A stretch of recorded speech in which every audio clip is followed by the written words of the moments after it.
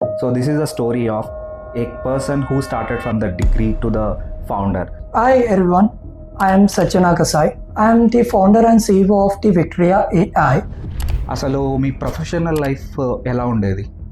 ఒక్కొక్కసారి స్ట్రైట్ ఫార్వర్డ్గా ఉన్నది, ఒక్కొక్కసారి అసలు అర్థమయ్యేది కాదు. బిట్స్ బిలానీలో సీట్ వచ్చింది, కాకపోతే మీరు జాయిన్ అవ్వలేదు. దానికి రీజన్ ఏంటి? BITS Pilani is the reputed institute. 1% change my life. ఒక మంచి కాలేజ్లో చదవాలి, మంచి జాబ్ తెచ్చుకోవాలి. అక్కడ ఏమైనా రిగ్రెట్గా ఫీల్ అయ్యారా? అవును, ఒక కంపెనీలో జాయిన్ అయిన తర్వాత ఒకటైతే అర్థమైంది, ఎక్స్పీరియన్స్ డస్ నాట్ మ్యాటర్. ఒకరోజు అనుకోకుండా ఫ్రెండ్స్ వాళ్ళతో టూర్కి వెళ్ళాం, ముంబై ఫ్రెండ్స్తో. అయితే చిన్న స్మాల్ ట్రిప్ అని. ఆ స్మాల్ ట్రిప్లో నాకు అనిపించింది, అరే నేను ఒకటి నేర్చుకున్నాను, ఒకటి చేసుకుంటున్నాను, కానీ నేను అనుకున్న ఫస్ట్ ఏదైతే పెట్టుకున్నానో అది ఎందుకు చేయకూడదు అని. అంటే మీరు బ్యాక్ డోర్ అంటున్నారు, కానీ స్కిల్ ఉన్నా ఎందుకు బ్యాక్ డోర్ని చూస్ చేసుకుంటున్నారు? తెలిసిన వాళ్ళని అడిగాను. అడిగితే వాళ్ళు ఒకటే అన్నారు సింపుల్గా, మేము ట్రై చేస్తుంటే మాకు జెన్యూన్గా ఫీడ్బ్యాక్ ఇవ్వట్లేదు హెచ్ఆర్ దగ్గర నుంచి. ఓకే, ఒక మాట ఒక పర్సన్ అన్నారు నాతో, you are not fit. Hi everyone, good afternoon all. So welcome to the Founders Mind. So last week we have a good response in our episode. So అలాగని ఈసారి ఇంకో కొత్త ఎపిసోడ్తో మీతో ముందర రాబోతున్నాం.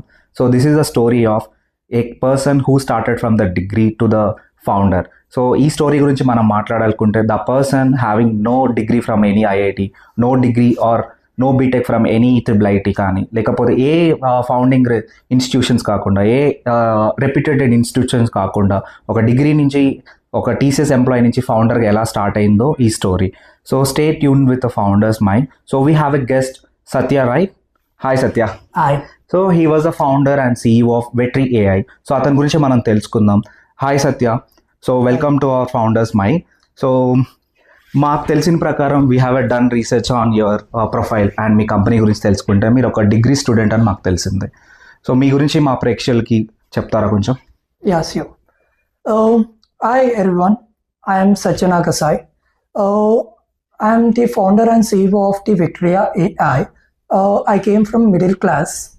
Okay, I completed degree at 2022 and I started my journey with my TCS as well as came into the founder life. Okay, so మనం professional life గురించి మాట్లాడుకుందాం సత్య. అసలు మీ ప్రొఫెషనల్ లైఫ్ ఎలా ఉండేది? ప్రొఫెషనల్ లైఫ్ అనేది ఎప్పుడు సమ్ టైమ్స్ బిజీగా ఉండేది, ఒక్కొక్కసారి స్ట్రైట్ ఫార్వర్డ్గా ఉండేది, ఒక్కొక్కసారి అసలు అర్థమయ్యేది కాదు. Okay, so before professional life మీరు చెప్పారు మీరు గజిబిజిగా ఉంది, ఇలా ఉంది అని. మరి పర్సనల్ లైఫ్లో ఎలా ఉండేది? పర్సనల్ లైఫ్ నాకు అర్థమయ్యేది ఏం జరుగుతుంది ఏంటి అనేది, ఒక క్లారిటీ ఉండేది. కానీ ప్రొఫెషనల్ లైఫ్లో ఆ క్లారిటీ అనేది నాకు ఎప్పుడు కనపడలేదు. సో ఎందుకు ఆ క్లారిటీ లేదంటారు మీ ప్రొఫెషనల్ లైఫ్లో? Because self work satisfaction. Okay, self work satisfaction అంటే మీకు ఆ వర్క్లో ఎప్పుడు ఫీల్ అవుతున్నాను, వర్క్ చేస్తున్నాను, నా లైఫ్లో నేను అనుభూతి చెందుతున్నాను లాంటిది అనిపించలేదా? లేదు, జస్ట్ ఎలా ఏంటంటే ప్రొఫెషనల్ లైఫ్లో నాకు ఏమైందంటే, నేనేమైతే నేర్చుకుంటున్నామో దానిపైన వర్క్ చేయాలి.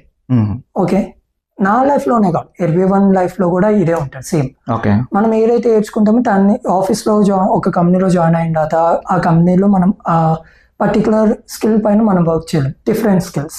ఓకే, మనం కొత్తగా మళ్ళీ నేర్చుకోవాల్సి వస్తుంది, మళ్ళీ కొత్తగా మళ్ళీ ట్రాన్స్ఫార్మ్ అవ్వాల్సి వస్తుంది. Okay, I have feel regret on that. Okay, so మన పర్సనల్ లైఫ్కి వద్దాం. How your childhood was? Childhood స్పెషల్గా నాకంటూ ఒక చైల్డ్హుడ్ పెద్దగా ఏం లేడు. యాక్చువల్గా పెద్దగా ఎక్కువ ఎంజాయ్మెంట్ కూడా లేదు నా లైఫ్లో. నా చైల్డ్హుడ్ లైఫ్లో ఎక్కువ కష్టం as well as still learning new life. ప్రతిరోజు ఒక్కొక్క ప్రాబ్లమ్ని సాల్వ్ చేయడం, సాల్వ్ చేయడం అది చూస్తూ, and I want to become problem solving thinking, ఒక మైండ్ సెట్ని క్రియేట్ చేసుకోవడం కానీ, and developing my life style in different way. Okay, అప్పుడు అర్థమైంది, నేను అప్పుడే తీసాను నా చైల్డ్హుడ్లో ఒకటే, ఐ వాంట్ వేరే వాళ్ళు ఏం చేస్తున్నారో అలా రిపీటెడ్గా చేయకుండా something wants to be different అనిపించింది. దాని గురించి టైం వేస్ట్ అయింది కాబట్టి ఐ వెయిటింగ్ Okay. ఆ టైం ఎప్పుడు వస్తా అని వెయిట్ చేస్తా ఉండేవాడిని. ఓకే. సో మీ పర్సనల్ లైఫ్లో ఏమైనా ఇన్సిడెంట్స్ కానీ లేకపోతే that reflects to your future అని ఎప్పుడేమైనా అనిపించిందా? ఒక చాలా చిన్న సార్లు. ఇన్సిడెంట్ మాకేమైనా చెప్పగలరా? యా, చాలా సార్లు ఓకే. చాలా సార్లు అనిపించింది నాకు. చాలా ఇన్సిడెంట్లు ఉన్నాయి నా లైఫ్లో. ఒక చిన్న ఇన్సిడెంట్ అనేది కూడా కాదు. బికాస్ నేను డిగ్రీ ఇంటర్మీడియట్ కంప్లీట్ అయిన తర్వాత పీటెక్ వెళ్ళాలని నా గోల్.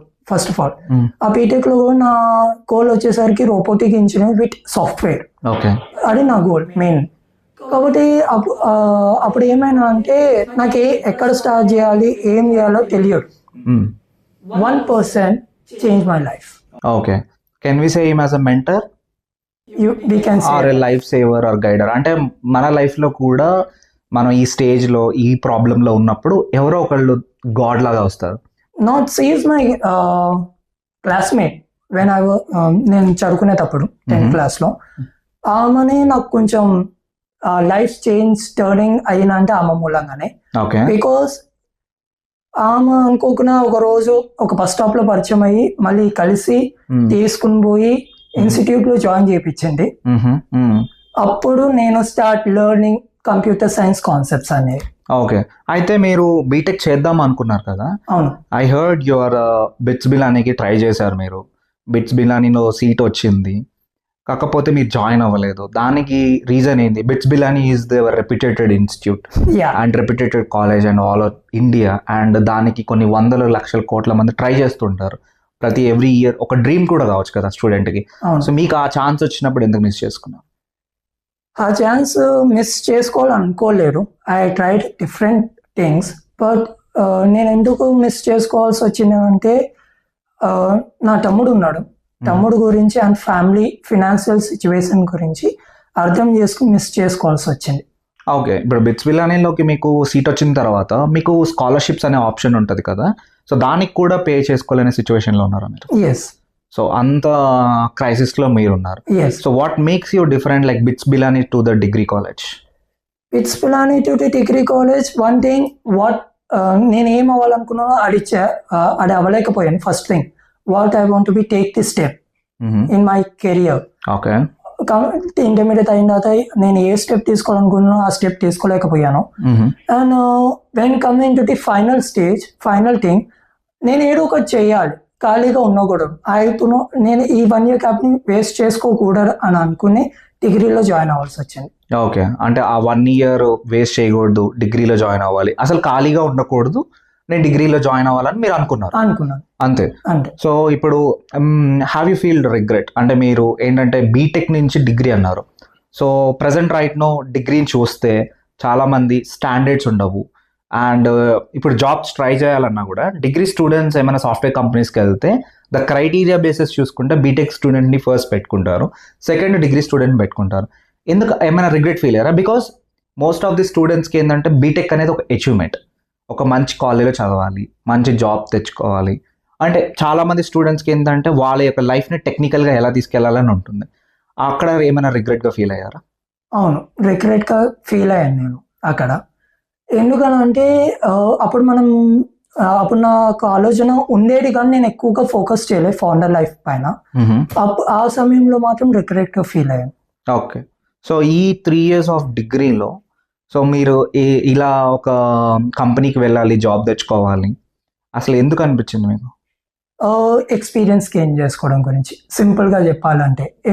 ఎక్స్పీరియన్స్ లేకపోతే నాకు ఒకటి అర్థమైంది ఏంటంటే నా లైఫ్లో వన్ పార్ట్ డిగ్రీ చేస్తున్నాము కానీ డిగ్రీ జాబ్ తెచ్చుకోవాలంటే డిగ్రీ బేస్ పైన కష్టం. Okay. We want to be do something differently, then we can able to land the job, then we can able to gain the experience. So what makes you difference between degree and BTech? మీరు experience గురించి అన్నారు, ఆ experience మాతో share చేస్తారా? Experience అంటే నేను ఒక point చెప్పాలనుకుంటున్నాను. డిగ్రీ నేను ఎక్స్పీరియన్స్ అయిన తర్వాత నాకు ఈ ఫీలింగ్ కలిగింది. అప్పుడైతే ఆ ఫీలింగ్ ఉండేది కాదు. ఎక్స్పీరియన్స్ ఉంటేనే మనం ఏదైనా చేయగలుగుతామని అనిపించేది. కాబట్టి నేను ఎక్స్పీరియన్స్ ఒక కంపెనీలో జాయిన్ అయిన తర్వాత ఒకటైతే అర్థమైంది, experience does not matter. Okay. Matter ఏంటంటే మనం ఏ రకంగా వెళ్తున్నాం. ఏ రకం స్టెప్ తీసుకుంటున్నాం, ఏ టైప్ ఆఫ్ డెసిషన్స్ తీసుకుంటున్నాం, అది మాత్రమే మ్యాటర్. ఎందుకు అని అంటే ఎక్స్పీరియన్స్లో ఉండేది ఏంటంటే మనం ఏదైతే అనుకుంటున్నామో దానిపైన, ఆ రోల్ ప్లేసెస్ పైన వర్క్ చేయలేం. Okay. It's total depends upon the criteria of that particular company. మీరు ఎక్స్పీరియన్స్ అంటున్నారు కానీ నాకు ఏ కైండ్ ఆఫ్ ఎక్స్పీరియన్స్ నాకు ఇప్పటికీ అర్థం కాలేదు. ఏంటంటే డిగ్రీకి బీటెక్లో ఉన్న ఎక్స్పీరియన్స్ అని అంటున్నారు కదా, జాబ్ హంటింగ్లో ఎక్స్పీరియన్స్ చెప్తున్నారా, లేకపోతే ఆ డిగ్రీకి బీటెక్లో ఉన్న స్టడీ ఎక్స్పీరియన్స్ చెప్తున్నారా? జాబ్ హంటింగ్లో ఉన్న ఎక్స్పీరియన్స్ చెప్తున్నాను నేను. ఓకే. ఏ విధంగా అంటే ఇప్పుడు ఒక డిగ్రీ పర్సన్ తీసుకున్నాం. ఆ డిగ్రీ పర్సన్ అనేది జాబ్ హంట్ చేయాలంటే డిఫికల్ట్. ఒక సాఫ్ట్వేర్ ఎంప్లాయీ కావాలంటే ఒక డిగ్రీ పర్సన్ చాలా డిఫికల్ట్. అది ఒక బీటెక్ పర్సన్ అవ్వాలి అని అంటే ఈజీ. ఓకే. సాఫ్ట్వేర్ ఎంప్లాయీ కావచ్చు. అదే డిగ్రీ పర్సన్ అనుకో, తను బయటికి రావాలి, బయటికి వచ్చిన తర్వాత కోర్సెస్ చేసుకున్న తర్వాత అప్పుడు వెళ్ళాలి జాబ్కి. కానీ ఇది లైఫ్ అనేది టైం టేకింగ్ ప్రాసెస్. ఇన్ఫ్యాక్ట్ ఒక సింగిల్ వర్డ్లో చెప్పండి, టైం టేకింగ్ ప్రాసెస్ అది. When comes in to the degree student, BTech student వాళ్ళకు ఆల్రెడీ ఆ టైప్ ఆఫ్ కోర్సెస్, వాళ్ళు కోచింగ్ సెంటర్కి వెళ్ళాల్సిన అవసరం లేదు. ఆ టైప్ ఆఫ్ ఎక్స్పీరియన్స్ అనేది ఆల్రెడీ గెయిన్ చేస్తారు రెప్యూటెడ్ కాలేజెస్లో. డిగ్రీలో కూడా రెప్యూటెడ్ కాలేజెస్ ఉన్నాయి, అన్రెప్యూటెడ్ కాలేజెస్ ఉన్నాయి. But it's total depends upon the student life. Okay. So మీరేమంటున్నారు, ఈ కైండ్ ఆఫ్ కరికులం బేస్డ్ వల్లనే జాబ్స్ అనేది డిఫికల్టీ అవుతున్నాయి అంటున్నారు. అవును. సో ఎందుకు అసలు డిగ్రీకి ఇంత తక్కువ? నేను తక్కువ అని అనట్లేదు, కాకపోతే ఆ యొక్క పదం చూడంగానే ఎందుకు companies was not ready to give the opportunity for the students కానీ, లేకపోతే ముందరికి వెళ్ళడానికి కానీ?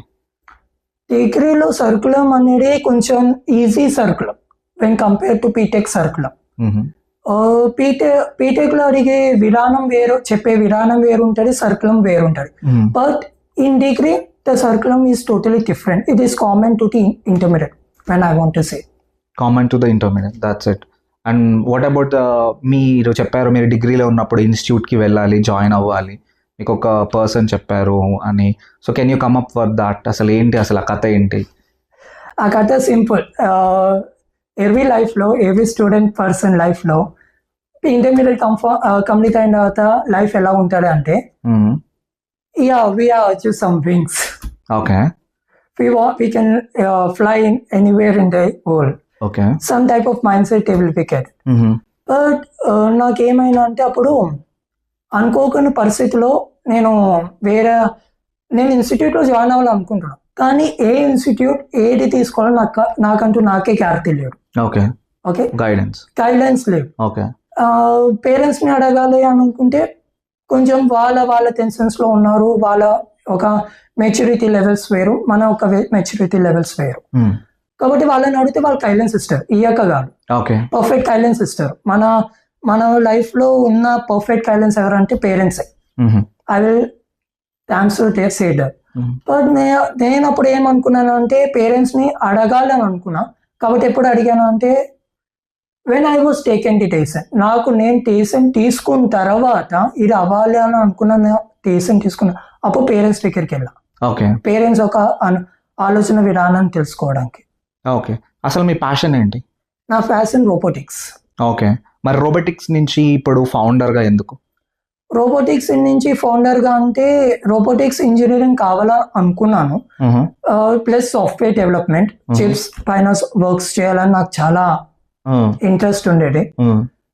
కాబట్టి నేను డిగ్రీలో జాయిన్ అవ్వడం నాకు మైనస్ పాయింట్ అయింది. ఫస్ట్ నేను అనుకున్న ప్రోగ్రెస్ లో వెళ్ళడానికి నేను క్యాప్చర్ చేసుకోలేకపోయాను.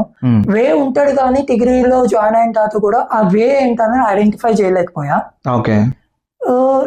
కానీ సాఫ్ట్వేర్ డెవలపర్ అవ్వడానికి ఐడెంటిఫై చేసుకున్నా ఆ టైంలో. ఓకే. సో మీరు సాఫ్ట్వేర్ డెవలపర్ అవ్వడానికి ఐడెంటిఫై చేసుకున్నారు. ఆ కోర్సెస్లో మీరు ఫీల్ అయిన స్ట్రగుల్స్ ఏంటి? ఎంత టైం పట్టింది? మీరు టీసీఎస్లో జాయిన్ అయినని మేము విన్నాము. సో ఆల్మోస్ట్ 2.5 years వర్క్ చేశారు అక్కడ. సో ఈ యొక్క ప్రాసెస్ అసలు ఎలా అయింది ఏంటి? సో ఒక degree student to the TCS and what the difficulty you faced? There is a lot of difficulty. Okay. చాలా డిఫికల్టీస్ ఉంటాయి దానిలో. ఒక డిగ్రీ స్టూడెంట్ టీసీఎస్లో జాబ్ కొట్టాలన్నా వాళ్ళు కొడతారు ఏంటి, నాన్ ఐటీ పైన. ఓకే. ఐటీ పైన కొట్టడం అనేది, ఐటీలో ఒక సాఫ్ట్వేర్ డెవలప్మెంట్లోకి వెళ్ళడానికి కొంచెం కష్టం. ఓకే. కాబట్టి నాకు వచ్చిన అవకాశాలని నేను ఉపయోగించుకున్నప్పుడు ఓకే. లెర్నింగ్ మెథడాలజీ కానీ నాకు అది కాకుండా నాకు డిగ్రీలో ఒక సార్ ఉండేవాళ్ళు, కంప్యూటర్ సార్. ఆయన నాకు చాలా సపోర్ట్ చేసేవాళ్ళు. ఓకే. నేను ఏం నేర్చుకోవాలన్నా దానికి సంబంధించిన నోట్స్ ప్రొవైడ్ చేయడం గాను, కాలేజ్కి వెళ్ళకపోయినా నాకు దానికి సంబంధించిన అప్డేట్స్ ఇవ్వడం గాను, నాకు ఆ సార్ మూలంగా నాకు ఎక్కువగా గెయిన్ చేసుకోగలిగాను. దాంతో పాటు నా టైంని ఇన్స్టిట్యూట్ కోర్స్ లెర్నింగ్ పైన, ఫుల్ స్టాక్ పైన టైం స్పెండ్ చేయగలిగాను. అరౌండ్ నాకు 9 months పట్టింది ఫుల్ స్టాక్ పైథాన్ డెవలప్మెంట్ నేర్చుకోవడానికి టోటల్ గా. ఆ 9 months లో నేను ఒక్కొక్క కోర్స్ నేర్చుకోవడానికి నాకు డిఫికల్టీ అనిపించింది. కానీ నా ఇంటర్మీడియట్ ఫ్రెండ్స్ కానీ, నాకు ఇంటర్మీడియట్ ఫ్రెండ్స్ ఇద్దరే, వాళ్ళిద్దరు నాకు చాలా సపోర్ట్ చేయడం, నేర్చుకోవడంలో స్టెప్ బై స్టెప్ ఎదగడం కానీ అక్కడ నాకు చాలా బెనిఫిట్. అండ్ జాబ్ హంటింగ్ లో కూడా నేను ఎక్స్పెక్ట్ చేయలేదు టీసీఎస్ వస్తాడని. జస్ట్ నేను నార్మల్ గా అప్లై చేశాను అన్నారు. మళ్ళీ నాకు ఒక సడన్ గా ఒక రోజు మెయిల్ వచ్చింది, ఈ పలానా టైంలో పలానా డేట్ లో యూ హ్యావ్ ఎన్ ఎగ్జామ్ అని, ఫస్ట్ రౌండ్ ఆఫ్ ఇంటర్వ్యూ. నేను షాక్ అయ్యా, నా రీజన్ షార్ట్ లిస్ట్ అయిందా అని. నాకు అప్పుడు దాంట్లో ఏం లేదు, జావా పైథాన్ తప్ప ఇంకేం లేవు దాంట్లో. అంటే అసలు మీకు టీసీఎస్ కి జాబ్ తెచ్చుకోవాలంటే ఒక సాఫ్ట్వేర్ కంపెనీకి ఎలా వెళ్ళాలని కూడా తెలియదు. కాకపోతే మీరు ట్రై చేస్తూ ఉన్నాను. సడన్ గా ఇంటర్వ్యూ వస్తే సరే ట్రై చేస్తాము, వస్తే లక్కే కదా అనుకున్నాం. కానీ ట్రై చేస్తూ పోయాను, ఇంటర్వ్యూస్ క్వాలిఫై అయ్యాను, ఫస్ట్ రౌండ్ అయిపోయింది, పాస్. నేను పాస్ కాను అనుకున్నా, జస్ట్ పాస్ అయ్యాను. And second round technical round కదా, పోతాడు కదా, నాకు అంత ఎక్స్పీరియన్స్ కూడా లేదు, ఇప్పుడే లెర్నింగ్ కదా, ఫుల్ స్టాక్ నేర్చుకుంటున్నాం కదా అనుకున్నా. కానీ అనుకోకుండా ఆ టెక్నికల్ రౌండ్ కూడా నాకు ఫేవరబుల్ కావడం, నేను ఆయన అడగడే విధానం కూడా నాకు ఆల్రెడీ అనుభవం అయ్యి ఉంది, ఎక్స్పీరియన్స్ అయి ఉండడం కానీ, ప్రాబ్లమ్ సాల్వింగ్ లో కానీ, క్రిటికల్ థింకింగ్ లో కానీ ఆల్రెడీ అవి రియల్ టైంలో నేను చేసి ఉండడం కానీ, ప్రాజెక్ట్స్ లో కానీ, దాని మూలంగా నాకు ఈజీ అయిపోయింది టెక్నికల్ ఇంటర్వ్యూ. ఆ టెక్నికల్ ఇంటర్వ్యూ అయిన తర్వాత హెచ్ఆర్ రావు, అది కూడా నాకు ఈజీగా అనిపించింది, డిఫికల్ట్ అనిపించలే. కానీ టెక్నికల్ ఇంటర్వ్యూలో కొంచెం డిఫికల్ట్ అనిపించింది, కానీ నాకు మరి అంతగా అనిపించలేదు. So I want to ask you one questions. నీలాగే మీతో పాటు చాలా మంది డిగ్రీ కంప్లీట్ చేసిన వాళ్ళు ఉంటారు. సో మీలాగనే వాళ్ళు కూడా సాఫ్ట్వేర్ డెవలపర్స్ అయ్యారా, లేకపోతే నాన్ టెక్నికల్కి వెళ్ళారా? మీకు ఏమైనా ఐడియా ఉందా? నా ఫ్రెండ్స్ గురించి నాకు ఐడియా ఉంది. కొంతమంది ఏమో నాన్ టెక్నికల్లో వర్క్ చేస్తున్నారు, వాళ్ళకి డ్రీమ్ ఉండేది సాఫ్ట్వేర్ కావాలని. కాబట్టి వాళ్ళ ఫ్యామిలీ సిచ్యువేషన్స్ మూలంగా, కాబట్టి ఏ మూలంగా నాకు క్లారిటీగా తెలియదు, కానీ వాళ్ళు అవ్వాలనుకునేది అవ్వకుండా కొంచెం ఫైనాన్షియల్ సిచ్యువేషన్ క్రైసిస్ మూలంగా వాళ్ళు నాన్ ఐటీ చేస్తున్నారు present. So from degree to the TCS ఇక్కడ జర్నీ కూడా డిఫరెంట్ స్టార్ట్ అయి ఉంటుంది. బికాజ్ ఏంటంటే మీరు బీటెక్ నుంచి రాలేదు, అండ్ డిగ్రీలో ఉన్న మిత్ ఏంటంటే కమ్యూనికేషన్ కానీ ప్రజెంటేషన్. సో బీటెక్ని మనం అబ్జర్వ్ చేసి ఉంటే multiple exams, multiple presentation, atmosphere అనేది చాలా డిఫరెంట్. డిగ్రీలో అట్మాస్ఫియర్ డిఫరెన్స్ కదా. అసలు మీరు కార్పొరేట్లో ఎలా సస్టైన్ అయ్యారు? కార్పొరేట్లో సస్టైన్ అవ్వడం అనేది డిఫికల్టీ నాకు. ఎందుకనంటే అప్పటికి నేను ఫుల్ స్టాక్ నేర్చుకుని ఉన్నాను.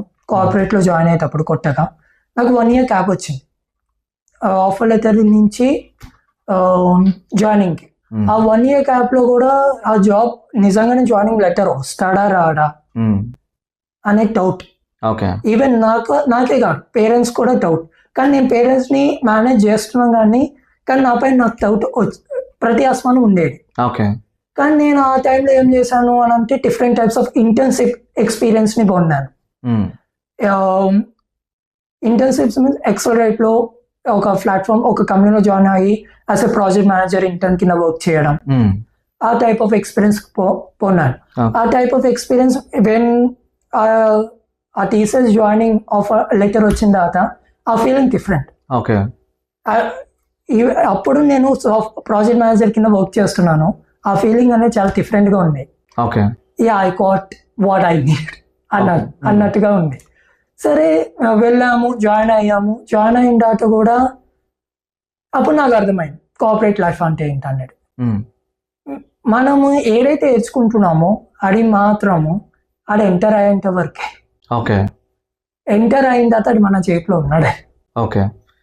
సో మీకు సపోర్ట్ ఉండేదా లైక్ ఆ కార్పొరేట్ కల్చర్లో కానీ అక్కడ ఉన్న ఎంప్లాయీస్తో కానీ మీకు ఏమైనా ఇలాంటి ఇష్యూస్ ఏమైనా వచ్చాయా? ఇష్యూస్ అనేవి వచ్చేవి, కాకపోతే నాకు సపోర్ట్ కూడా అదే విధంగా ఉండేవి. ఓకే. ఎందుకంటే నాకు ఆ సపోర్ట్ ఎలా వచ్చిందో, నాకు ఏ రకంగా నేను క్రియేట్ చేసుకున్నా నాకు తెలియదు, కానీ నాకు ఆ ఎక్స్పీరియన్స్ లేదు ఏ రకంగా సపోర్ట్ క్రియేట్ చేసుకో, కానీ ఆటోమేటిక్గా సపోర్ట్ రావడం కానీ. ఓకే. టీసీఎస్ ఎంప్లాయీస్లో ఉండేది ఏంటంటే ఒక ఎంప్లాయీకి ఇంకొక ఎంప్లాయీ సపోర్ట్ హెవీగా ఇస్తారు. Okay. And so what about your work experience? అక్కడ మీరు డిగ్రీ నుంచి టీసీఎస్కి పోయిన తర్వాత మీ యొక్క జర్నీ ఎలా మొదలైంది? సో ఎట్లాంటి కైండ్ ఆఫ్ ప్రాజెక్ట్స్ మీరు వర్క్ చేశారు? So A kind of technologies మీరు నేర్చుకున్నారు? సో ఈ జర్నీలో ఇంకేమైనా ఎలా హర్డిల్స్ స్టార్ట్ అయినాయా? ఈ జర్నీలో చాలా హర్డిల్స్ స్టార్ట్ అయినాయి. నేను ఎక్స్పెక్ట్ చేసిన ఒకటే, అక్కడ జరిగింది ఇంకొకటి అయింది నాకు. ఓకే.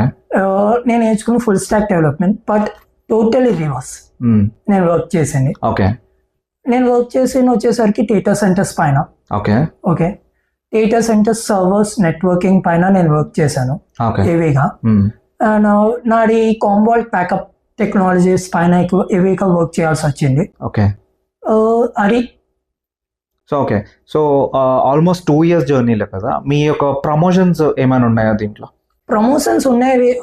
ప్రమోషన్స్ అనేది యాజ్ ఏ ప్రోగ్రామర్ కింద, సిస్టమ్ ఇంజనీరింగ్ కింద ఆ టైప్ ఆఫ్ ప్రమోషన్స్ వచ్చేవి. ఓకే. లాస్ట్ మినిట్ లో కొంతమంది అన్నారు స్టే బ్యాక్ అని. కాబట్టి ఐ వాంట్ టు బి, ఆ సమయంలో ఏంటంటే నా ఫీలింగ్ టీసీఎస్ లో middle of year of my experience when I was resigning, ఆ మిడిల్ లో నాకు డైవర్షన్ వచ్చింది. ఓకే. నేను డిసైడ్ అయ్యాను I want to take the diversion అని. What kind of diversion that was? అప్పుడు నాకు ఆలోచన ఏంటంటే డిగ్రీ లైఫ్ లో టీసీఎస్ లో స్టార్ట్ అయిన తర్వాత ఒక్కొక్క సమయంలో నేను చదివింది ఒకటి, ఏడ్చుకుంది ఒకటి, మళ్ళీ ఇక్కడ ఏడ్చుకుని చేసేది ఒకటి. ఓకే. నాకు ఆ ఫీలింగ్ క్రియేట్ అయింది. ఓకే. ఆ ఫీలింగ్ క్రియేట్ అయిన తర్వాత సరే నేను బయటికి వస్తాం, దీనిలో నుంచి ఫస్ట్ బయటికి రావాలి, ఏదో ఒక రకంగా బయటికి రావాలి. బయటికి వచ్చిన తర్వాత నేను మళ్ళీ స్టార్ట్ చేయాలి, ఫ్రెష్ కెరియర్ని స్టార్ట్ చేయాలని ఒక థాట్ వచ్చింది. ఓకే. ఆ థాట్ పరంగా నేను తీసుకున్న డెసిషన్ వచ్చేసరికి నా చిన్నప్పుడు ఒకటి ఉండేది, I want to start my own company అనేది. ఆ కంపెనీని ఎందుకు స్టార్ట్ చేయకూడదు? ఓకే. సో మీరు ఇంకో క్వశ్చన్ అడుగుతాను మిమ్మల్ని. మీరు కంఫర్ట్ జోన్లో ఉన్నారు టీసీఎస్లో ఉన్నప్పుడు, జాబ్ చేసుకుంటూ అరౌండ్ 70 to 90K ఎర్న్ చేస్తారు. ఫర్ 2 years మంచి మీకు పొజిషన్స్ కానీ, యువర్ వర్కింగ్ విత్ మంచి క్లయింట్స్తో కూడా మాతో డిస్కస్ చేశారు దాని గురించి. మరి ఎందుకు ఆ కంఫర్ట్ జోన్ నుంచి హెచ్ఆర్కి రావాలని? మీరు ఇంకొక క్వశ్చన్ మిమ్మల్ని అడుగుతాను. చిన్నప్పుడే అని అన్నారు కదా, ఆ చిన్నప్పుడే సొంతంగా ఇలా పెట్టాలి అని అసలు ఎలా ఇన్స్పిరేషన్ ఎందుకు వచ్చింది? ఈ రెండింటికి ఆన్సర్ చెప్పండి. ష్యూర్. ఫస్ట్ చిన్నప్పుడు ఎందుకు వచ్చింది అని అంటే, నాకు ఆలోచన కంపెనీనే పెట్టాలని. నేను ఫ్యామిలీ మెంబర్స్ని చూశాను, నాకు ఫ్యామిలీ మెంబర్స్తో కూడా చాలా రిగ్రెషన్స్ ఉన్నాయి. ఓకే. ఆ ఫ్యామిలీ మెంబర్స్తో కూడా నేను చాలా టైంలో చాలా విధాలుగా రిగ్రెట్ అయ్యాను. ఓకే. ఓకే. నేను వాళ్ళ ముందు ఆ టైంలో ఒకటి అనిపించింది, నేనేంటో ప్రూవ్ చేసుకోవాలి అని. అంటే ప్రూవ్ చేసుకోవాలంటే ఆల్రెడీ మీరు మిమ్మల్ని ప్రూవ్ చేసుకున్నారు కదా, అంటే టీసీఎస్ ఎంప్లాయీగా ఉన్నారు, మంచిగా శాలరీ సంపాదిస్తున్నారు. ఆ కంఫర్ట్ జోన్ నుంచి ఎందుకు?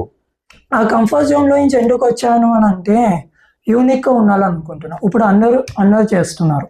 ఇప్పుడు ఫర్ ఎగ్జాంపుల్ నేను చెప్పాలి అంటే, నా ఫ్రెండ్ జాబ్ చేస్తున్నారు, నేను జాబ్ చేస్తున్నాను, సేమ్ లెవెల్ ఆఫ్ ఎక్స్పీరియన్స్. కాబట్టి నేను కొత్తగా ఏదో ఏం చేయాలని అనుకుంటున్నా.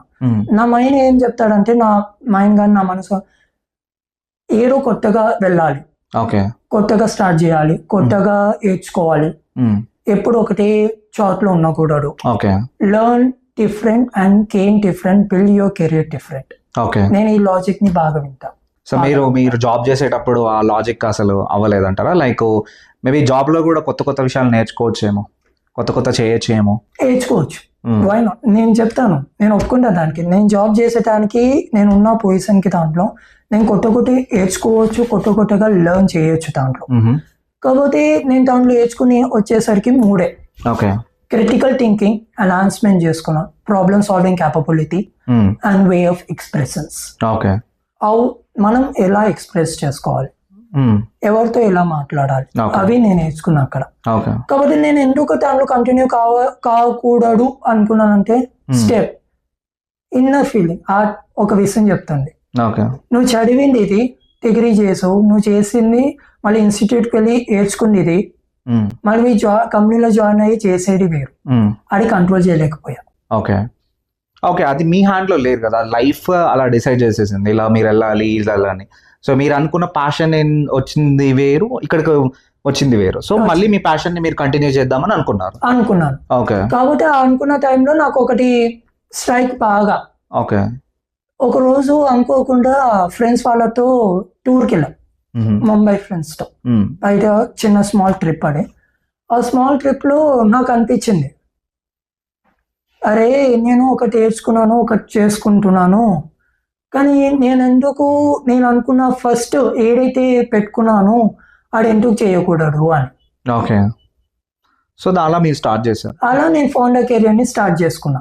Okay. So before starting a founder career, so మీరు రిగ్రెట్ గా ఫీల్ అయింది ఏమన్నా ఉందా? లైక్ మంచిగా 70 to 80K సాలరీ వస్తుంది, సో ఇప్పుడు నేను దీన్ని వదిలేస్తే తర్వాత నా పరిస్థితి ఏంటి, ఫ్యామిలీ నుంచి కానీ లేకపోతే మీ పర్సనల్ ప్రొఫెషనల్ నుంచి కానీ ఏమైనా వచ్చాయా hurdles before going for the founder circle? Adults అనేది ఎప్పుడు ఉంటూనే ఉంటాయి. కాబట్టి నాకు ఇక్కడ మెయిన్ గా సపోర్ట్ వచ్చేసరికి నా పేరెంట్స్. నేను తీసుకున్న ప్రతి డెసిషన్లో నా పేరెంట్స్ నాకు సపోర్ట్ గా నిలబడడం కానీ అది నాకు ప్లస్ పాయింట్ అయింది. ఓకే. ఓకే. అందునే నేను స్టెప్ తీసుకోగలిగాను ఫౌండర్ లైఫ్ జర్నీకి. ఏ సేల్స్ ని పెట్టడం కానీ ఫౌండర్ లోకి రావడం కానీ అది పార్ట్ డిఫికల్టీ నాకు అది. కానీ నేను ఆ డెసిషన్ తీసుకుని ముందుకు వెళ్ళడంలో ఒక చూసింగ్ ఫౌండర్ లైఫ్ లో కూడా ఏంటంటే పర్టికులర్ పర్సన్ ని చూస్ చేసుకోవడంలో కూడా ఫెయిల్ అయ్యాను నేను. ఓకే. స్టార్టింగ్ లో. So before starting a founder మీరు ఇంకో 2 కంపెనీస్లో సిటీఓ వర్క్ చేశారు. సో మాకు డిస్కషన్లో మీరు ఇదివరకు కూడా చెప్పారు. So you act as a CTO in 2 companies. అక్కడ ఏమైంది అసలు? మీరు ఎందుకు ఆ కంపెనీస్ నుంచి బయటికి రావాల్సి వచ్చింది? మీ సొంతంగా కంపెనీ పెట్టడానికి కారణం ఏంటి? చెప్తాను. యాక్చువల్గా నా ఫేస్ చేసిన డిఫికల్టీ హైరింగ్ పొజిషన్ మూలంగానే హైరింగ్ ని చేంజ్ చేయాలని కంపెనీ పెట్టాను. అది స్మాల్ ప్లే. నేను I started this career HR. రెండో క్వశ్చన్, ఫస్ట్ క్వశ్చన్ కి సమాధానం వచ్చేసరికి సిటీఓ. నేను ఆ కెరియర్ సాటిస్ఫాక్షన్ చేసుకున్నా. నేను సాఫ్ట్ డెవలప్మెంట్ లో వర్క్ చేయడం, ఆ డెవలప్మెంట్ ని సాటిస్ఫాక్షన్ చేసుకుని ఫౌండర్ లైఫ్ లోకి అడుగు పెట్టా పూర్తిగా. నేను అక్కడ co founder and chief technology ఆఫీసర్ని. దాంట్లో నాకు మైనస్ పాయింట్ ఏంటంటే నేను పర్టికులర్ కంపెనీని చూస్ చేసుకోవడం కానీ పర్టికులర్ కంపెనీ కాదు, ఐదన్ నేను చూస్ చేసుకుని కరెక్టే, కానీ ఆ ఫౌండర్ని చూస్ చేసుకోవడంలో ఫెయిల్ అయ్యా. ఓకే. ఎందుకు ఫెయిల్ అవ్వాల్సి వచ్చింది? వాట్ ద రీజన్ ఏంటంటే ఆయనతో నేను ట్రావెల్ చేశాను 6 months. నేను పార్ట్ టైంలో సపోర్ట్ ఇచ్చుకుంటూ డెవలప్మెంట్ చేసేటప్పుడు నాకు ఏం అనిపించలే. ఎప్పుడైతే నేను ఫుల్ టైమ్ లోకి ఎంటర్ అయ్యానో I understand the founder behaviour totally. Okay. So అసలు బిహేవియర్ అంటే ఏం అసలు ఏమన్నారు? మిమ్మల్ని ఏమన్నా బ్లేమ్ చేశారా లేకపోతే ఏమన్నారు? బ్లేమ్ అనేది కాదు. ఓకే. అండర్స్టాండింగ్. ఓకే. అండర్స్టాండింగ్ ఏంటంటే మెయిన్ గా ప్రతి కో ఫౌండర్ కి క్రైసిస్ వచ్చేసరికి financial model. Okay. Financial model ఎప్పుడైతే కో ఫౌండర్ అడుగుతారో క్లియర్ గా ఎక్స్ప్లెయిన్ చేయకపోయినా కిందటి పైన కేసు చెప్పినా. ఓకే. మీరు జాబ్ చేసిన తర్వాత సిటీఓగా కో ఫౌండర్ వర్క్ చేసిన తర్వాతనే ఫౌండర్ అయ్యారు. సొంతంగా ఓన్ గా కంపెనీ స్టార్ట్ చేయాలి, స్టార్ట్అప్ పెట్టాలి అని. సో అసలు ఎందుకు ఆ 2 కంపెనీస్ లో రిజైన్ చేయడానికి ఆ ఎక్స్పీరియన్స్ మీకు ఫర్దర్ గా యూజ్ అయిందా? యూజ్ అయింది. ఓకే. ఎలా అంటే పర్టికులర్ పర్సన్ ని చూస్ చేసుకోవడం గాను, కో ఫౌండర్ ని ఎవరు చూస్ చేసుకోవాలి ఇప్పటికి నేను పెండింగ్ లో ఉన్నా. ఓకే. నేను కో ఫౌండర్ చూస్ చేసుకోలేదు, ఇప్పటికి సర్చింగ్ లో ఉన్నాను నేను. Okay. And one more thing వచ్చేసరికి ఎలా మనం స్టార్ట్ చేయాలి, కంపెనీని ఎలా స్టార్ట్ చేయాలి, ఏ రకంగా రన్ చేయాలి, ఆ టైప్ ఆఫ్ ఎక్స్పీరియన్స్ నాకు ఇప్పటికీ ఉపయోగపడుతుంది. So okay, let's come to your company. So degree నుంచి జాబ్ నుంచి కో ఫౌండర్ సిటీఓ నుంచి ఇప్పుడు సొంత కంపెనీ అంటున్నారు. అసలు ఏంటి కంపెనీ ఎందుకు పెట్టినారు? అసలు కారణం ఏంటి? What impacts you to make your own company? Sure. ఆడ ఎందుకు వచ్చిందంటే చిన్న లాజిక్ ఇక్కడ. లాజిక్ అంటే లాజిక్ అడు డైరెక్ట్గా చెప్తాను. ఒకరోజు ఈ 2 కంపెనీ నుంచి వెళ్ళేసి ఇంటికి వెళ్ళిన తర్వాత మా నాన్న ఒక మాట అన్నాడు నన్ను, సత్య నువ్వు చేసావు, నీ ప్రయత్నాలు నువ్వు చేసావు, ఫెయిల్ అయ్యావు, నో ప్రాబ్లం, మళ్ళీ జాబ్ జాయిన్ గా, మళ్ళీ జాబ్లోకి వెళ్ళాను అన్నాడు. సరే అని చెప్పి మళ్ళీ నేను జాబ్ ట్రయల్స్ వేయడం స్టార్ట్ చేశాను. ఓకే. ఈ ఫౌండింగ్ చేయకముందు స్టార్ట్ చేసిన తర్వాత నాకు ఒక టైంలో నాకు ఏమైనా అంటే ఒక ఇంటర్వ్యూలో all rounds clear. Okay. All rounds clear చేసిన తర్వాత ఒక మాట ఒక పర్సన్ అన్నాడు నాతో, ఏమని? యు ఆర్ నాట్ ఫిట్ అని. ఓకే. దాన్ని ఏ రకంగా తీసుకోవాలి నేను అనేది క్వశ్చన్ మార్క్ నాకు ఎప్పుడు. ఓకే. నాకు ఇప్పటికీ అది క్వశ్చన్ మార్క్ లోనే ఉన్నా. ఎందుకు అన్నాడు అసలు ఆయన యువర్ నాట్ ఫిట్ అని? ఎందుకంటే మీకు ఆల్రెడీ ఒక 2-3 years ఎక్స్పీరియన్స్ ఉంది TCS లో, మీరు co-founder గా చేశారు, CTO చేశారు, దిస్ ఆల్ ప్లస్ పాయింట్స్ కదా యాడ్ ఆన్. అడిగారు అసలు ఆ క్వశ్చన్ ని, ఎందుకు ఐఎమ్ నాట్ ఫిట్ అని? ఆ క్వశ్చన్ అడిగే ఛాన్స్ ఇవ్వలేడు ఆయన. ఓకే. ఓకే. నాకు నాట్ ఫిట్ అని అనేసరికి నేను అనుకున్నాను, సరే నేను నాట్ ఫిట్ కాడా, నేను ఎందుకు నాట్ ఫిట్ తెలుసుకోవడానికి అని నేను మళ్ళీ 2-3 ఇంటర్వ్యూస్కి వెళ్ళాను. ఓకే. ఆ ఇంటర్వ్యూలో అర్థమైంది నాకు. ఏమని? ఏంటంటే నేను చెప్తున్నాను కానీ వేరే వాళ్ళు తీసుకోవడంలో ఎలా తీసుకుంటున్నారో నాకు తెలియదు అది. ఓకే. ఎందుకంటే ఒక్కొక్క person mind set different way. అవును. నాకు జాబ్ ఆఫర్ కూడా వచ్చింది ఒక కంపెనీలో. ఆఫర్ వచ్చిన తర్వాత వెయిటింగ్, జాయినింగ్ ప్రాసెస్ కంప్లీట్ చేసుకుని నెక్స్ట్ డే జాయినింగ్ అన్నారని వెయిట్ చేస్తున్నా. వెయిట్ చేసే సమయంలో ఒక పర్సన్ వచ్చి, సార్ ప్లీజ్ గో, మీరు ఇంటికి వెళ్ళిపోండి, మీకు మెయిల్ వస్తుంది జాయినింగ్ ప్రాసెస్ అని మెయిల్ వచ్చింది. అనేసరికి నాకంటూ క్వశ్చన్ మార్క్. ఎందుకు? సరే ఒక 2 days లో మెయిల్ వస్తా అన్నారు కదా, వెళ్ళాము, ఉన్నాము అన్నారు. ఉన్న తర్వాత క్వశ్చన్ మార్క్ ఎక్కడ ఫుల్ఫిల్ అయినా అంటే నా ఫ్రెండ్కి జాబ్ వచ్చినాడే. ఓకే. మీకు రాలేదా? నాకు రాలేదు. అదే రోల్, అదే ప్యాకేజ్, అదే థింగ్. ఓకే. సో మీ ఇద్దరు ఫ్రెండ్స్ కలిసి జాబ్ ఇంటర్వ్యూకి వెళ్ళారు? మేమిద్దరం కలిసి వెళ్ళాలి. ఓకే. ఆయన రాలే ఆ ఇంటర్వ్యూకి. ఓకే. ఆయన నా ఫ్రెండ్ అంటే దగ్గర ఫ్రెండ్ కూడా కాదు. ఓకే. దూరంగానే పరిచయం ఆయనకు వచ్చింది. ఆయన నాకు ఫోన్ చేసి చెప్పాడు. అంటే నేనేమంటున్నా అంటే మీరిద్దరు కలిసి ఆ కంపెనీకి ఇంటర్వ్యూకి వెళ్ళారా, లేకపోతే వేరే చోట్ల అదే కంపెనీ ఇంటర్వ్యూస్ అవుతున్నాయా? అదే కంపెనీ, ఒకటే కంపెనీలో ఇంటర్వ్యూస్ అవుతున్నాయి. ఆయన రాలే ఆ రోజు, ఏమైనా నాకు తెలియదు. ఆయన జాబ్ వచ్చింది. తర్వాత నాకు తెలిసింది ఏంటంటే బ్యాక్ డోర్. ఓకే. ఓకే. ఆ బ్యాక్ డోర్ అనేది చాలా ఇంపాక్ట్ చూపిస్తుంది. Okay. Not only candidate, companies కూడా ఇంపాక్ట్ హెవీగా చూపిస్తాడు అది. ఓకే. ఎందుకు? ఆ పర్సన్ ని మళ్ళీ ట్రైన్ చేయాలి, పర్ఫెక్ట్ గా ట్రైన్ చేయాలి. ఆ పర్సన్ ఒక కంపెనీలో ఒక మైనస్ పాయింట్ ఏంటంటే ఈ పర్సన్ ఫ్యాక్టోరా, ఈ పర్సన్ జెన్యూన్ అని ఐడెంటిఫై చేయడం కష్టం. ఓకే. ఎందుకంటే మళ్ళీ బ్యాక్గ్రౌండ్ వెరిఫికేషన్ చేసి మళ్ళీ ప్రొడక్టివిటీ కాస్ట్ ని ఇంక్రీజ్ చేయాల్సి వస్తుంది. అర్థమైంది. సో మీకు ఇక్కడ ఒక ఐడియా వచ్చిందా మీరు కంపెనీ స్టార్ట్ చేయాలని? సో ఇప్పుడు చెప్పండి అసలు ఐడియా ఏంటి, అసలు వాట్ ఇట్ డస్, ఏంటి అసలు నా ఐడియా వచ్చేసరికి సింపుల్, స్టూడెంట్స్ కి సపోర్ట్ చేయాలని మెయిన్ గా, స్టూడెంట్స్ కి as well as the companies కి. కంపెనీస్ కి ఏంటంటే ఒక పర్సన్ ఏ రకంగా హైర్ చేయాలో తెలుసు, హైరింగ్ కూడా పర్ఫెక్ట్ గా చేస్తారు వాళ్ళు. కాబట్టి వాళ్ళు ఎక్కడ ఫెయిల్ అవుతారు అంటే sourcing the candidate. Okay. They are depending on the other consultancies. Okay. నేను కన్సల్టెన్సీస్ ని బ్లేమ్ చేయట్లేదు ఇక్కడ.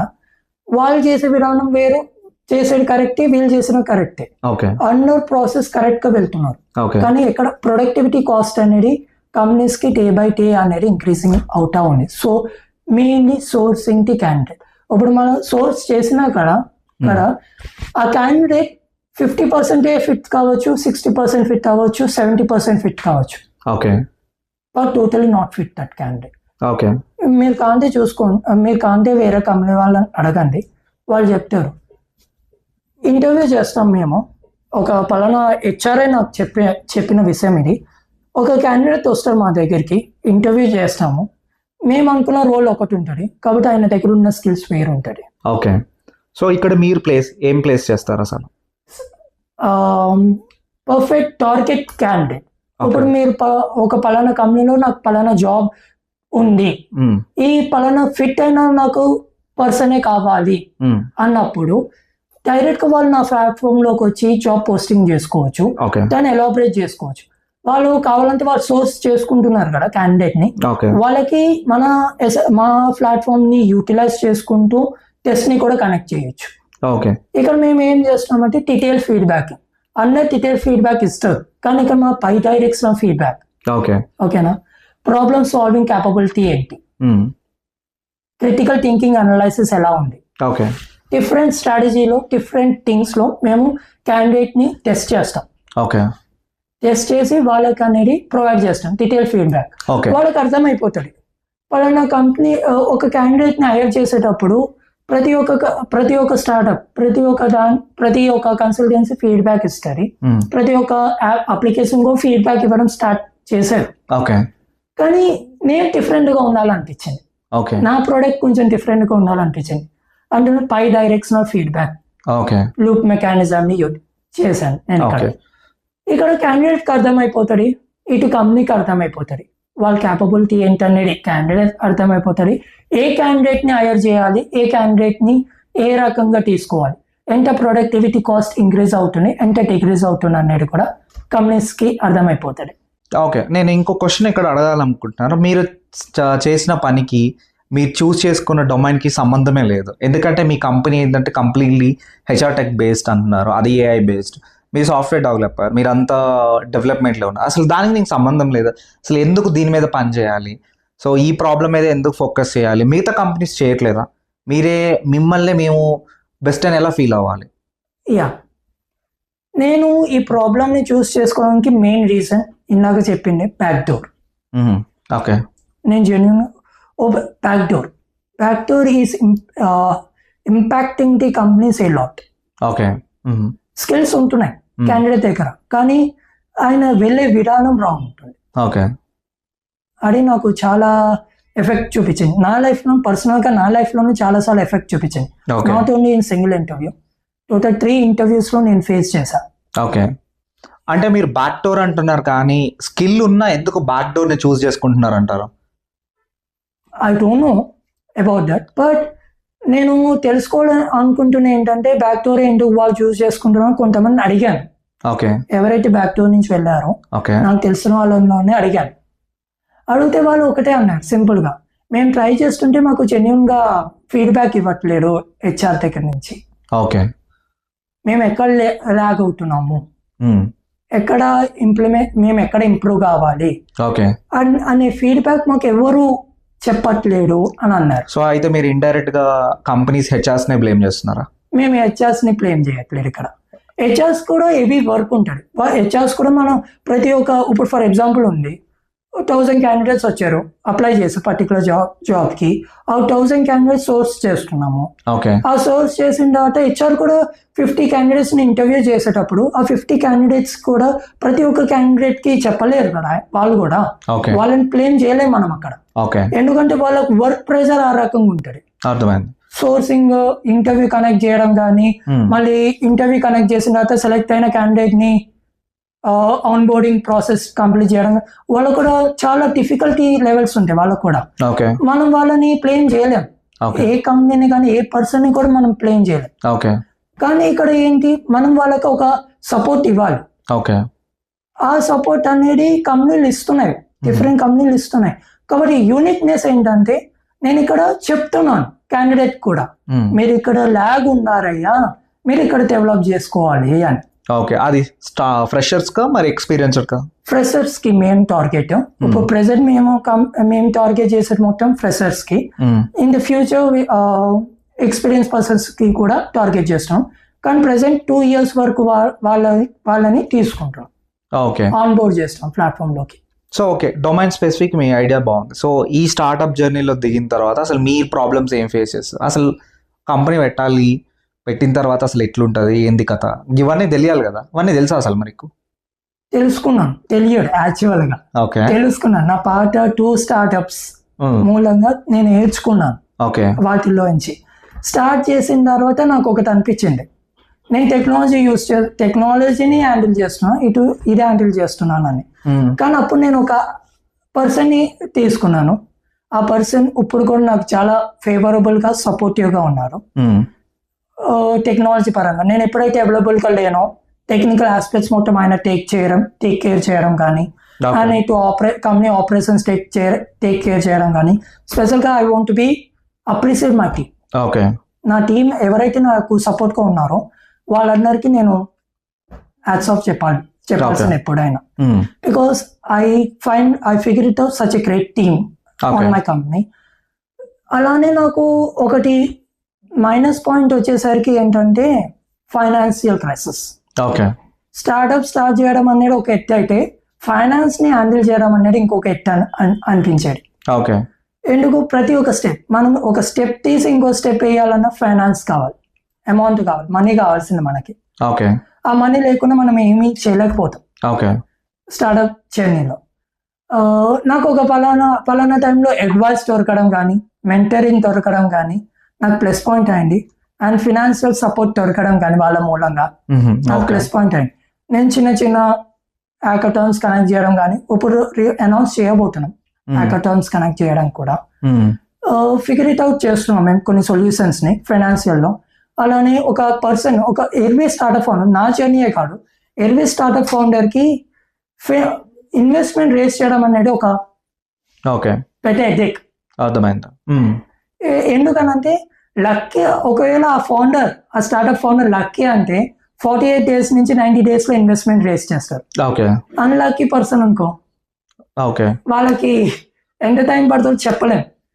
మీరు చెప్పినట్టు 45 days to 90 days investment ready plan అనేది నాకు తెలిసి లైక్ వాళ్ళు correct mentoring, guiding, so problem solution అనేది కరెక్ట్గా ఉంటేనే వస్తుంది కదా. మిగతా స్టార్ట్అప్ ఫౌండర్స్కి అలా లేదండి. మోస్ట్లీ 90%, 99% అది లేదు. అది వాస్తవం. కాబట్టి ఇక్కడ ఏంటంటే అక్కడ వాళ్ళకి వీళ్ళకి తేడా ఏంటంటే ట్రాక్షన్. ఇన్వెస్టర్స్ కూడా ఏం కావాలి? ట్రాక్షన్ కావాలి. Without traction why they will choose to invest on the startup. అర్థమైంది. డిగ్రీ నుంచి ఫౌండర్గా వచ్చారు కదా, సో ఏమైనా చెప్పాలనుకుంటున్నారా? అసలు ఏంటంటే బీటెక్ స్టూడెంట్సే, బీటెక్ అండ్ మోస్ట్లీ పెద్ద పెద్దగా ఇన్స్టిట్యూట్స్ నుంచి, గ్రాడ్ నుంచి మనం ఫౌండర్స్ని చూసి ఉంటాం కదా. మీరు అసలు ఏం చెప్దాం అనుకుంటున్నారు యాజ్ అ డిగ్రీ నుంచి ఇంత దూరం వచ్చినందుకు? అసలు మా యూజర్స్కి, ఐ మీన్ సబ్స్క్రైబర్స్కి కానీ లేకపోతే వ్యూవర్స్ కానీ ఏం చెప్దాం అనుకుంటున్నారు? నేను ఒకటే చెప్పాలనుకుంటున్నా, what we are studying do not take care about it. Take care about it what you are thinking. So మనం చదివిన చదువుకి మనం చేసిన పనికి సంబంధం లేదు. ద ప్యాషన్ అండ్ గోల్ అనేది చాలా ఇంపార్టెంట్ అంటారు. Thanks Satya for your podcast and your time, for giving your time.